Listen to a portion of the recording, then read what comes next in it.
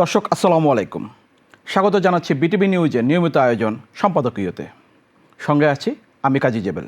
আগামী 12 ফেব্রুয়ারি গণভোট ও জাতীয় সংসদ নির্বাচনে ভোট গ্রহণ অনুষ্ঠিত হবে। ওই নির্বাচনের পরে একটি নতুন সরকার বাংলাদেশের দায়িত্ব নিতে যাচ্ছে। এই নির্বাচন ব্যবসায়ীদের দৃষ্টিতে কতটুকু গুরুত্বপূর্ণ, বাংলাদেশের বিনিয়োগ এবং কর্মসংস্থানের ক্ষেত্রে একটি সুন্দর এবং গ্রহণযোগ্য নির্বাচন কতটা প্রয়োজনীয়, সে বিষয়ে আলোচনা করার জন্য আজ স্টুডিওতে এসেছেন মোহাম্মদ মোবাশ্বের হোসেন, চেয়ারম্যান RESL। আপনাকে স্বাগত জানাচ্ছি। আপনাকেও স্বাগত। সংসদ নির্বাচন আপনাদের দৃষ্টিতে কতটা গুরুত্বপূর্ণ? একটা গণতান্ত্রিক রাষ্ট্র ব্যবস্থায় সংসদ নির্বাচন হচ্ছে একটা পলিসি এবং একটা প্রসেস। একটা 5 বছর বাংলাদেশের সরকারের মেয়াদকালীন সময়ে কীরকম আইনি কাঠামো থাকবে, বাংলাদেশের পরিবেশ কীরকম থাকবে, অর্থনৈতিক, রাজনৈতিক এবং আইন শৃঙ্খলার স্থিতিশীলতা, পুরো জিনিসটার এক ধরনের নির্ধারণী সময়। সো এই সময়টা খুবই গুরুত্বপূর্ণ এজন্য যে এই সময়ের মধ্য দিয়ে রাজনৈতিক দলগুলি তাদের বিভিন্ন কমিটমেন্ট পিপলের কাছে দেয় এবং পিপল সেই কমিটমেন্টকে এন্ডোর্স করে থ্রু দেয়ার ভোটস। সো যার কমিটমেন্টটা আসলে পিপল দ্বারা এন্ডোর্সড হয়, উনি সেই পলিসিগুলি ইমপ্লিমেন্টেশন করেন। সো পলিসি ইমপ্লিমেন্টেশনের ক্ষেত্রে দেখা যায় যে যেই সরকারটা নির্বাচিত হয়ে আসছেন, ওনারা পূর্ববর্তী সরকারের পলিসির থেকে পরিবর্তন করতে পারেন কিংবা নতুন পলিসি অ্যাডপ্ট করতে পারেন, যেটা জনগণ দ্বারা ম্যান্ডেটকৃত। সেই ক্ষেত্রে এই নির্বাচনী সময়টা খুবই গুরুত্বপূর্ণ যে যারা জিতে আসেন তারা আসলে কী ধরনের পলিসি প্রসেস নেন, সেটার সঙ্গে ব্যবসায় কী ধরনের ইম্প্যাক্ট ফেলে, অর্থনৈতিকতে কী ধরনের ইম্প্যাক্ট ফেলে, বিনিয়োগে কী ধরনের ইম্প্যাক্ট ফেলে, এই পুরো জিনিসটাকে বিচার বিবেচনায় নিয়েই পরবর্তী সিদ্ধান্ত গ্রহণের ক্ষেত্রে বিনিয়োগকারীরা এবং ব্যবসায়ীরা তখন সিদ্ধান্ত গ্রহণ করে। আমাদের দেশের যে পরিস্থিতি বা সারা বিশ্বের যে বিষয়টি বিবেচনা করা হয়, সেটি হচ্ছে যে একটি স্টেবল রাষ্ট্র, অর্থাৎ একটি স্থিতিশীল রাষ্ট্র, যেখানে আপনার বিনিয়োগ করার পরে সে বিনিয়োগটা ফেরত আসবে অথবা বিনিয়োগের প্রফিটটা ফিরে আসবে। আপনি কি মনে করেন যে বাংলাদেশের যারা অভ্যন্তরীণ বিজনেসম্যান আছেন অথবা যারা শিল্পোদ্যোক্তা রয়েছেন, তারা কি আসলে নতুন সরকারের সময় বা নির্বাচন পরবর্তী সরকারের সময় বিনিয়োগের জন্য তারা প্রস্তুত এখন?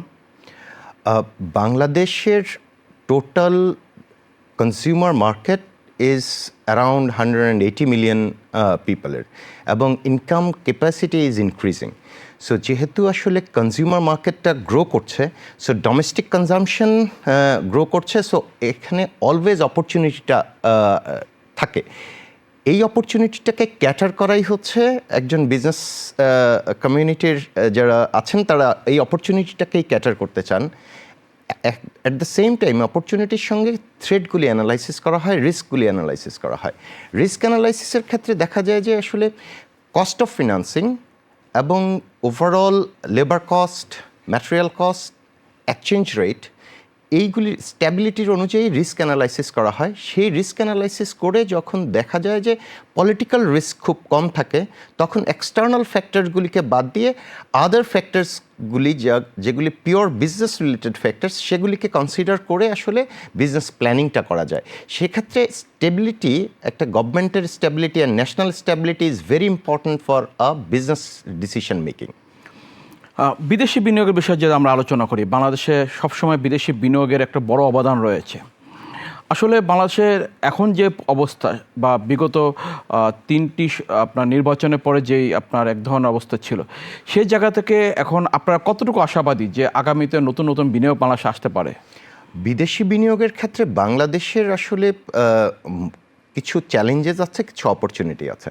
আমি অপরচুনিটিটা বলি, Bangladesh has got the highest number of youth workforce with a very minimum wage, যেটা হচ্ছে লেবার ইন্টেন্সিভ ইন্ডাস্ট্রি করার ক্ষেত্রে Bangladesh could be a very wonderful place for any investor.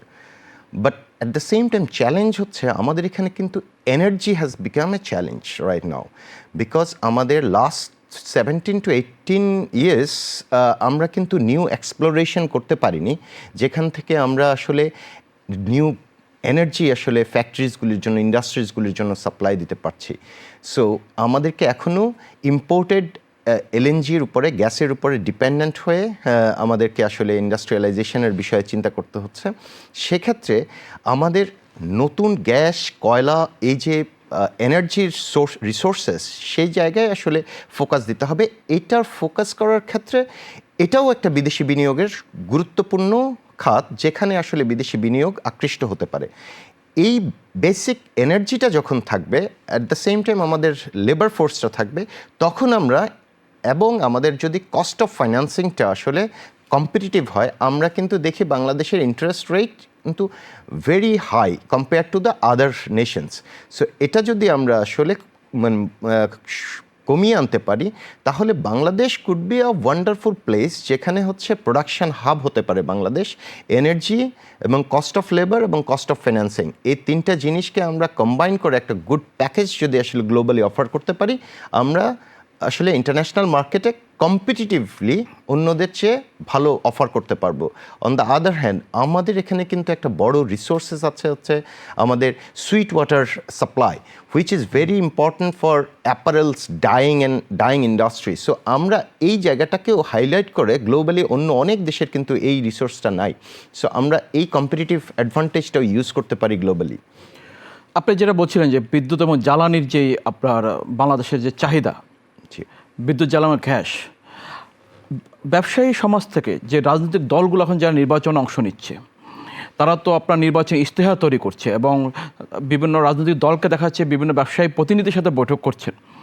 আপনাদের এই জায়গা থেকে আপনার যে প্রত্যাশার জায়গা যেগুলো বলছেন, যে সংকটের জায়গাগুলো, আপনারা কি এগুলো রাজনৈতিক দলের সাথে কি কোনো আলোচনা করেছেন এখন পর্যন্ত, যে আপনাদের কী কী সমস্যা রয়েছে, কী কী তাদের ইশতেহারে আপনার কী ধরনের প্রতিফলন দেখতে চান, প্রতিশ্রুতি দেখতে চান, কমিটমেন্ট দেখতে চান? বিভিন্ন ফোরামে, প্রাইভেট অ্যান্ড পাবলিকলি এটা ডিসকাশন হয়েছে। জ্বালানি এবং ব্যাংকিং খাত নিয়ে প্রত্যেকটা trade body privately and publicly political পার্টিগুলির সঙ্গে ডিসকাশন করেছে এবং ডিসকাশনে তাদের এক্সপেকটেশনগুলি প্লেস করেছে। আপনার প্রত্যাশা কি যে আপনার ইশতেহারগুলোতে অথবা তাদের কমিটমেন্টে এগুলো কতটুকু রিফ্লেকশন হবে? বাংলাদেশের ইশতেহারগুলি আসলে তৈরি করা হয় হচ্ছে ম্যাস পিপলকে টার্গেট করে। সো সেখানে দেখা যায় যে ম্যাস পিপলের আন্ডারস্ট্যান্ডিংয়ের উপর তাদেরকে কিভাবে বেনিফিট দেওয়া হবে, সেই জায়গাগুলিকে হাইলাইট করে ভোটকে টার্গেট করে আসলে মূলত ইশতেহারগুলি তৈরি করা হয়। সো সেগুলিতে কাভার না করলেও গভর্নেন্সে যারা পলিসি মেকার লেভেলে থাকবেন, ওনারা আসলে ওয়েল অ্যাওয়্যার আছেন রিগার্ডিং দিস এরিয়া। আমরা দেখেছি যে 5 আগস্টের পরে, অন্তর্বর্তী সরকার আসার পরে, তারা কিছু পলিসি লেভেলে কিছু পরিবর্তন আনার চেষ্টা করেছে বা করে যাচ্ছে, যে যাতে বাংলাদেশে বিদেশি বিনিয়োগ আসে এবং বিদেশি যারা আপনার ইনভেস্টর আছেন তাদেরকে যেন আকৃষ্ট করা হয়। আপনি কি মনে করেন এই জায়গায় আরও কী কী ধরনের কাজ করা যেতে পারে, যেগুলোতে আপনার বৈদেশিক বিনিয়োগের আস্থার পরিবেশ তৈরি হবে? ইভেন আমাদের যে যারা জনগণ রয়েছেন অথবা যারা পলিটিক্যাল পার্টিগুলো রয়েছে, তাদের কী ধরনের অ্যাক্টিভিটিসগুলো আমাদের বিনিয়োগের জন্য নিরাপদ হতে পারে? আসলে এটা একটা সাংস্কৃতিক পরিবর্তনের প্রয়োজনীয়তা আছে আমাদের দেশে। আসলে আমি একটু টাফ কথা বলি, বিদেশি বিনিয়োগ মানেই হচ্ছে দেশ বিক্রি করে দেয়া না। আমাদের কোনো না কোনোভাবেই আমাদের দেশে এক ধরনের অপপ্রচার চলে যে বিদেশি বিনিয়োগ মানেই হচ্ছে দেশের স্বার্থ জলাঞ্জলি দিচ্ছে। এই জায়গাটা থেকে আমাদেরকে সাংস্কৃতিকভাবে আমাদের সবার একটু পরিবর্তনটা প্রয়োজন। বিদেশি বিনিয়োগ মানেই হচ্ছে বিনিয়োগটা আমাদের এখানে প্রোডাকশন হচ্ছে, আমাদের কর্মসংস্থান হচ্ছে, আমাদের ট্যাক্স হচ্ছে, সেই ট্যাক্স দিয়ে আমরা আমাদের বিভিন্ন উন্নয়নমূলক কর্মকাণ্ড পরিচালিত করছি। সো আমাদেরকে পুরো বিষয়টাকে এরকম একটা পার্সপেক্টিভে যদি আমরা দেখি যে সাংস্কৃতিকভাবে আমরা আসলে অ্যাকোমোডেট করে নিতে পারি, ফরেন ইনভেস্টমেন্টকে যদি আমরা পজিটিভলি ওয়েলকাম করি এবং ফরেন ন্যাশনালসদেরকে যদি আমরা পজিটিভলি ওয়েলকাম করি, not only investment but also tourism could be a good place for Bangladesh, যেখানে আমরা ধরেন Bangladesh is one of the largest apparel manufacturer in the world, but আমার এখানে যদি আমরা ইন্টারন্যাশনাল ট্যুরিজমকে অ্যাট্রাক্ট করতে পারি, যেখানে এরা লো কস্টে এসে জামা কাপড় শপিং করতে পারে, তাহলেও কিন্তু আমরা good resources from the external world আমরা কিন্তু অ্যাভেল করতে পারি for the country. We can make our country as a shopping hub as well, জামা কাপড়ের শপিং হাব। আমরা কি শুধু জামা কাপড়ে নাকি আরও বড় কিছু প্রত্যাশা থাকে? আমরা কেন ভারী মেশিনের দিকে যেতে পারছি না? আমরা কেন এই জায়গাগুলো ইম্পোর্ট করা হচ্ছে? এবং আরেকটি বিষয় আপনি যেটা বলছিলেন যে বিনিয়োগ মানে বিদেশিদের কাছে দেশ বিক্রি নয়, এই আলোচনা আসলে কেন হয়? এই আলোচনাটা হয় আসলে কিছুটা কালচারালি। আমরা বাংলাদেশ যখন স্বাধীনতা উত্তর বাংলাদেশের একটা সময়ে বলা হতো ২২ পরিবারের কাছে দেশের পুরো রিসোর্সগুলি একসাথে অ্যাকুমুলেট করা, সেখান থেকে বের হয়ে আমরা যখন স্বাধীনতা উত্তর বাংলাদেশে হঠাৎ করেই সকল ইন্ডাস্ট্রিগুলিকে ন্যাশনালাইজড করা হলো। সো এই যে ন্যাশনালাইজড ইন্ডাস্ট্রিয়াল ২২ পরিবার প্রাইভেট সেক্টর থেকে ন্যাশনালাইজড আমাদের পোস্ট লিবারেশন, সেটা থেকেই আসলে যখন আবার প্রাইভেট সেক্টরকে এনকারেজ করা হলো, এই যে চেঞ্জটা পাবলিক সেক্টর থেকে প্রাইভেট সেক্টরে চলে গেছে, যখন বেসরকারি খাত যখন চলে এসছে, এখানে অনেক স্বার্থান্বেষী মহল আছে যারা মনে করে বেসরকারি খাত আসলে তাদের স্বার্থে আঘাত এনেছে। সেই জায়গা থেকে আসলে মূল প্রবলেমটা তৈরি হয়েছে। এটা একটা রাজনৈতিক আলাপ আলোচনা, যেখানে হচ্ছে ক্যাপিটালিজম ভার্সাস সোশ্যালিজমের একটা কনফ্লিক্ট আছে। এটার এই কারণেই আসলে মূলত এই আইডিওলজিক্যাল কনফ্লিক্টটাই আমাদের সোসাইটিতে আসলে এটার মূল কারণ। আমরা যদি দেখি যে ডোমেস্টিক বা ইন্টারন্যাশনাল যে আপনার বিনিয়োগগুলো হয়, সেখানে আসলে অনেকটা ডিপেন্ড করে সুশাসনের উপরে, এবং একটি সুশাসন ডিপেন্ড করে একটা ভালো নির্বাচনের উপর। আপনি কি মনে করছেন যে এখন যে বাংলাদেশে যে নির্বাচনটি হতে যাচ্ছে, সেই নির্বাচনে এখন যে পরিবেশ, সেটি একটি ভালো নির্বাচনের জন্য আমরা ওই দিকে যাচ্ছি এখনকার পরিবেশ বিবেচনায়? সুশাসন নিশ্চিত করতে হলে আসলে একটা দেশের বেশ কিছু ফ্যাক্টরস কাজ করে। নির্বাচন, আমার policy maker, top level policy মেকার্সরা নির্বাচনের মাধ্যমে আসবেন, কিন্তু আমার ব্যুরোক্রেসি কিন্তু অ্যাজ ইজ থেকে যাবে। সো নির্বাচনের পলিসি মেকারদের যে পরিবর্তনটা হচ্ছে, সেই পরিবর্তনের রিফ্লেকশন যদি আমার ব্যুরোক্রেসিতে না আসে, তাহলে কিন্তু সেই সুশাসনটা নিশ্চিত করা সম্ভব হয় না। নির্বাচনের ফলে জনগণের মধ্যে যদি সেরকম আস্থা তৈরি না হয়, জনগণ যদি অশান্ত অবস্থায় থাকে এবং নিয়মতান্ত্রিক পরিবর্তনের জন্য অপেক্ষা না করে আবার রাস্তায় নেমে আসেন কোনো কারণে সিদ্ধান্ত পরিবর্তন করানোর জন্য, সেটাও কিন্তু অস্থিতিশীল অবস্থার বার্তা দেয় আন্তর্জাতিক পর্যায়ে। আরেকটা বিষয় হচ্ছে judiciary is very important for মানে স্থিতিশীলতা অফ এনি গভর্নমেন্ট। সো আমাদেরকে একটা রাষ্ট্রীয় স্থিতিশীলতার ক্ষেত্রে আমার নির্বাচিত সরকার যেমন ভূমিকা পালন করবে, আমার ব্যুরোক্রেসিকেও একই রকম ভূমিকা পালন করতে হবে, আমার জুডিশিয়ারিকেও একই রকম ভূমিকা পালন করতে হবে। অ্যাট দ্য সেম টাইম জনগণকেও স্থিতিশীলতার উপরে আস্থা রেখে নিয়মতান্ত্রিক প্রক্রিয়ায় সরকার পরিবর্তনের পদ্ধতিতে যেতে হবে, কিংবা দাবি আদায়ের পদ্ধতিতে যেতে হবে। আমরা যদি আসলে মানে সবসময় অস্থিতিশীল পরিবেশ রাস্তায় তৈরি করে রাখি, সেটা কিন্তু কারো জন্য ভালো কোনো মেসেজ দেয় না অ্যাক্রস দ্য ওয়ার্ল্ড। ব্যুরোক্রেসির যে পরিবর্তন, সেটি তো আসলে ডিপেন্ড করে যে তার উপরে যিনি মিনিস্টার আছেন অথবা যিনি প্রাইম মিনিস্টার আছেন তাদের পলিসির উপরে। এখন আমাদের যে আমরা জানতে চাচ্ছিলাম যে নির্বাচনে যে সামনে অনুষ্ঠিত হতে যাচ্ছে, সেই নির্বাচনে দুটি বিষয়, একটি গণভোট এবং সংসদ নির্বাচন। এই নির্বাচনের মধ্যে দিয়ে আপনারা কী ধরনের পরিবর্তন আশা করছেন এই দেশে? দেখুন, আমলাতন্ত্র আসলে ব্রিটিশ আমল থেকে তৈরি করা একটা এত শক্ত সিস্টেম, যেখানে আসলে একটা শক্তিশালী গণম্যান্ডেটের ভেতর দিয়ে যদি কোনো সরকার না আসেন, তাহলে আমলাতন্ত্রের উপরে উনি প্রভাব বিস্তার করতে পারেন না। এবং আমরা আশা করছি একটা শক্তিশালী ম্যান্ডেটের ভেতর দিয়ে যেই সরকার আসবেন, সেই সরকার আমলাতান্ত্রিক জটিলতার কারণে বাংলাদেশের যেসব পরিবেশের চ্যালেঞ্জ তৈরি হয়, সেই চ্যালেঞ্জগুলি মোকাবেলা করার জন্য আমলাতন্ত্রের উপরে বলিষ্ঠ ভূমিকা রাখতে পারবেন রাজনৈতিক নেতৃত্ব। আপনাদের নতুন সরকার যেটি আসবেন, যে একটা নির্বাচনের মধ্য দিয়ে, তাদের কাছে আসলে আপনাদের প্রত্যাশার জায়গাটা কি?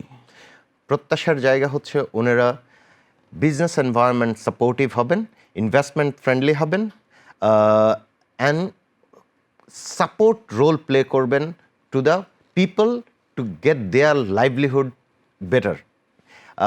লিভিং, জনগণের স্ট্যান্ডার্ড অফ লিভিংটাকে আপলিফট করার জন্য গভর্নমেন্ট এনাবলার হিসাবে কাজ করবেন, গভর্নমেন্ট ফ্যাসিলিটেট করবেন। গভর্নমেন্ট কন্ট্রোলার হবেন না, গভর্নমেন্ট হবেন হচ্ছেন ফ্যাসিলিটেটর।